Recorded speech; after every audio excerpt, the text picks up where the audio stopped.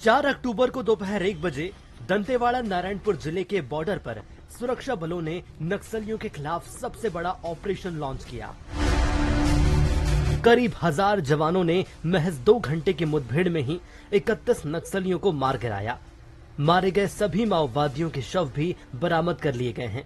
इस ऑपरेशन में पूर्वी बस्तर डिवीजन कमेटी के लीडर नीति के ढेर होने की खबर है। नीति पर 8 से 10 लाख रुपए का इनाम घोषित था। ये अब तक का सबसे बड़ा एंटी नक्सल ऑपरेशन बताया जा रहा है। जानकारी के मुताबिक अबुझमाड़ में पूर्वी बस्तर डिवीजन कंपनी नंबर 6 के 50 से ज्यादा नक्सलियों की मौजूदगी की सटीक सूचना मिली थी।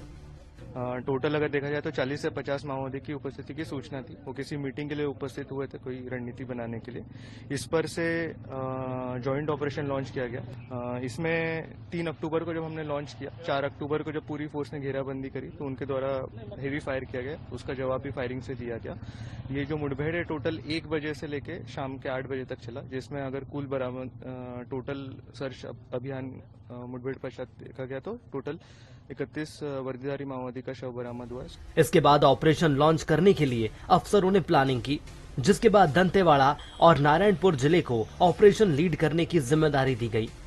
जवान जंगल के रास्ते भारी बारिश के बीच करीब 3 से 4 पहाड़ नदी नाले पार करते हुए थुलथुली निंतुर गांव के जंगल में पहुंचे।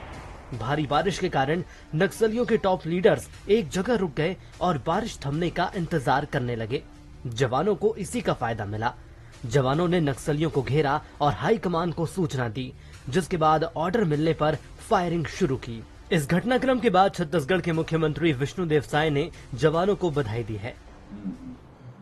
आज नारायणपुर और दंतेवाड़ा की सीमा में जो अबुझमाड़ क्षेत्र है, उसमें हमारे सुरक्षा बलों और माओवादियों में मुठभेड़ हुआ है और जिसमें सर्चिंग में अभी तक 28 बॉडी मिलने की जानकारी है और कई हथियार उसमें मिले हैं, AK-47 वगैरह मिले हैं और मैं समझता हूं कि अब तक का। और अब देखिए नक्सलियों की चिट्ठी कैसी होती है। जिस जगह पर 31 नक्सली मारे गए, वहां दैनिक भास्कर की टीम मौजूद है और इसी ग्राउंड जीरो पर मुझे एक पर्स दिखाई दिया और इस पर्स के भीतर जो दिखा उसे देख करके आपको ये अंदाजा लग जाएगा कि नक्सलियों की चिट्ठियां किस तरह की होती है। तो ये आप देखिए कि इस पर्स के भीतर एक चिट्ठी मिली है, जिसमें ये साफ हो जाता है कि ये पर्स किसी नक्सली का ही रहा होगा, जिसमें प्रिय कॉमरेड बुधराम दादा लाल सलाम लिखा हुआ है। हालांकि ये पूरा जो पत्र है ये गोंडी भाषा में लिखा हुआ है। बड़ी बात यह है कि एनकाउंटर में जो नक्सली मारे गए, शायद उन्हीं में से एक नक्सली का ये आखिरी खत रहा होगा, या इस खत को शायद वो किसी को भेजना चाहता होगा या फिर किसी ने उसे भेजा होगा।